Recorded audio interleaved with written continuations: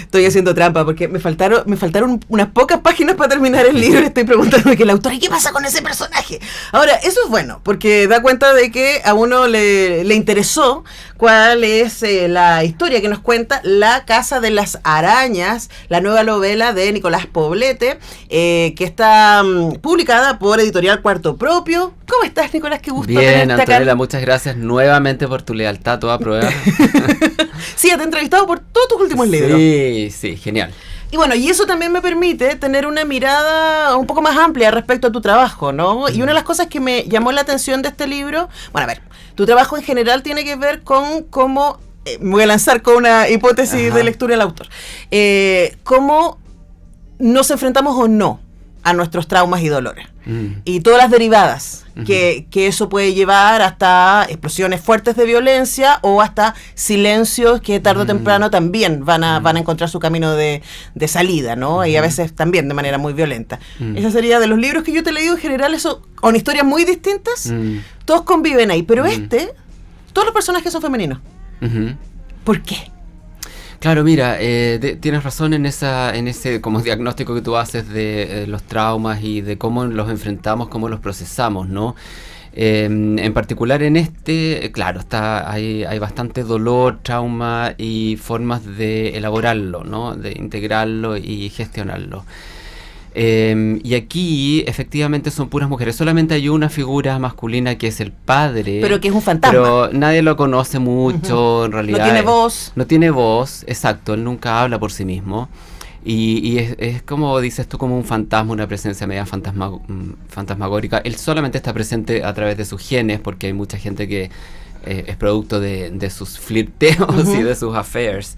No, pero la verdad es que sí, esta es una novela de mujeres, porque en esta novela era muy importante para mí manifestar una cosa bien orgánica, bien biológica incluso, porque tiene que ver con el tráfico de guaguas, ¿no? O sea, ningún hombre puede ponerse en ese lugar, ¿no?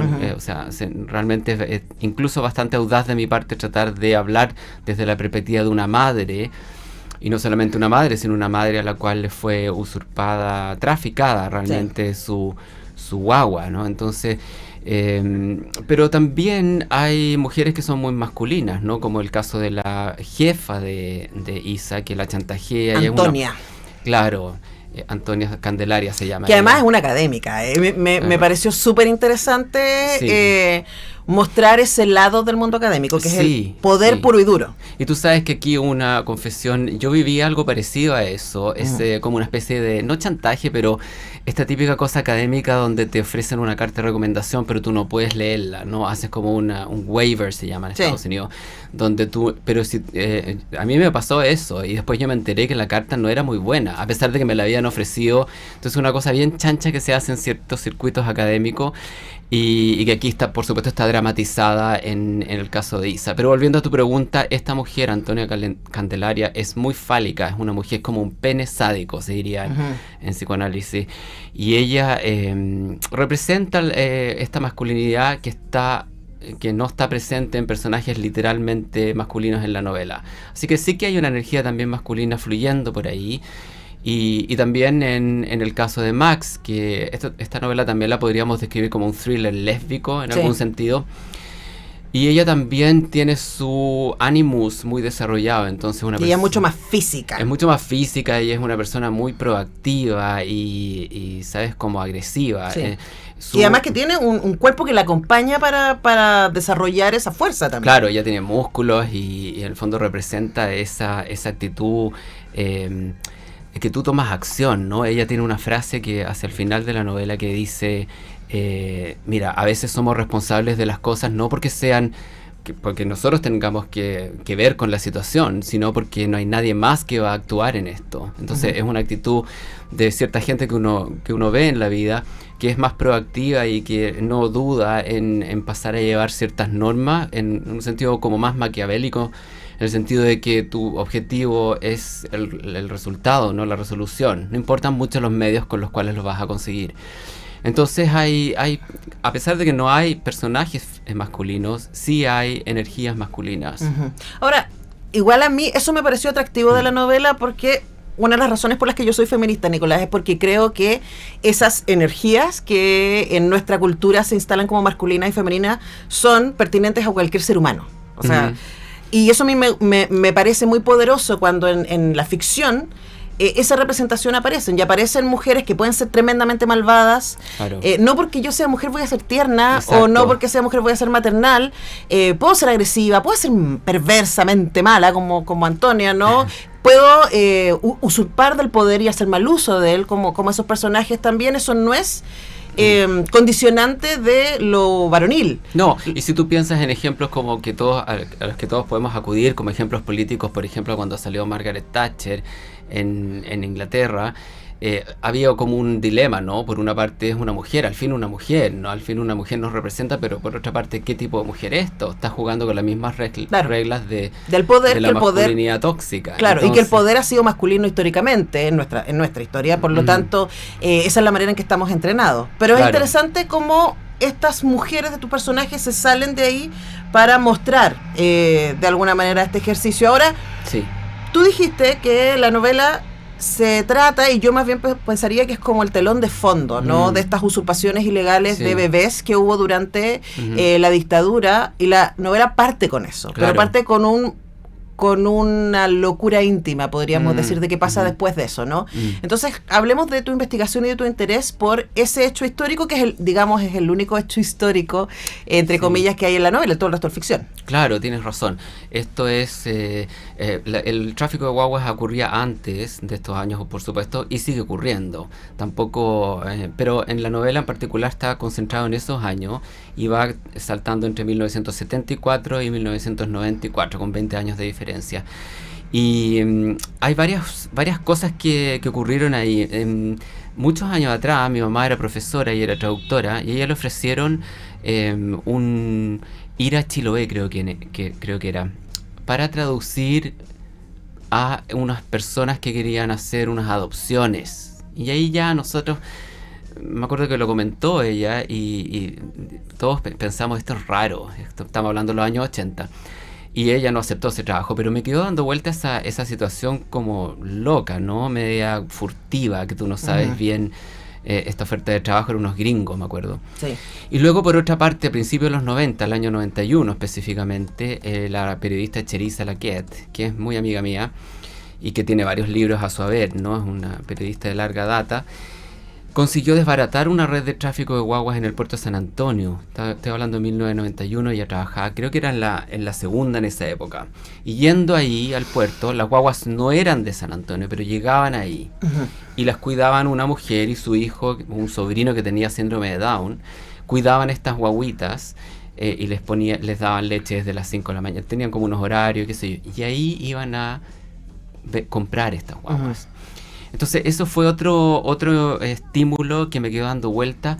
Yo pensé que impresionante que esta noticia realmente tenga una repercusión concreta, ¿no? Como es desbaratar una red de tráfico. Entonces eso por una parte. Y luego yo leí un libro académico de Philip Feldman, La psicología del crimen, que estaba situado también, fue publicado en el 93. Entonces todas esas cosas fueron fraguando tanto el tema como el telón de fondo, como tú lo llamas, que así lo veo yo también, como el contexto histórico que nosotros estábamos viviendo en Chile en los años 90, ¿no? Recién un poco instalándose nuestra democracia neoliberal y con la emergencia de las músicas de esa época, música grunge, que es otro contexto. Claro. Que a Isa no le gusta. Y mira, yo aquí tan grunge que mira. Unos quienes nomás.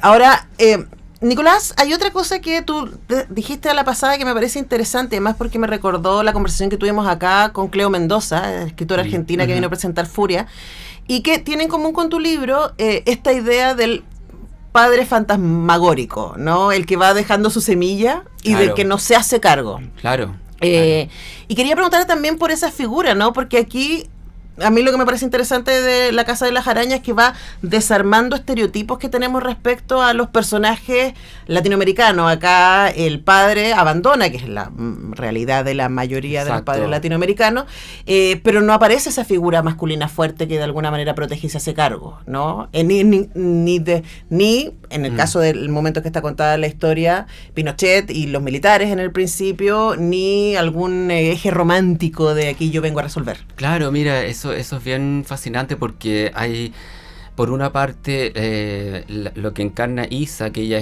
es criminóloga. Ella tiene una faceta muy biológica en el sentido darwinista, ¿no? Uh-huh. Ella siempre se está preguntando qué significa la atracción, por qué realmente sabemos, gracias a Darwin, que el amor, como se llama, es simplemente una reacción química uh-huh. que permite la perpetuación de las especies, ¿no? Eso es lo que en general la gente romantiza, es un factor biológico bastante burdo, por decirlo de esa manera. Entonces está este aspecto de que los hombres son solamente un canal para llevar a cabo una guagua, para conseguir un producto orgánico. Eso por una parte. Y por otra parte, este hombre que es muy guapo, ¿no? Se lo describe como un típico hombre que se entrega muy fácilmente, ¿no? Muy carismático, además. Sí. Y eso es lo que representa a él. Es casi como un cliché, te diría, este hombre. Pero si tú ves, es como cuando coincide el cliché con la realidad. Porque sí. Ves que muchos hombres son así, ¿no? Entonces... eso en el sentido del hombre. Yo creo que aquí se encarna una cuestión bien biológica.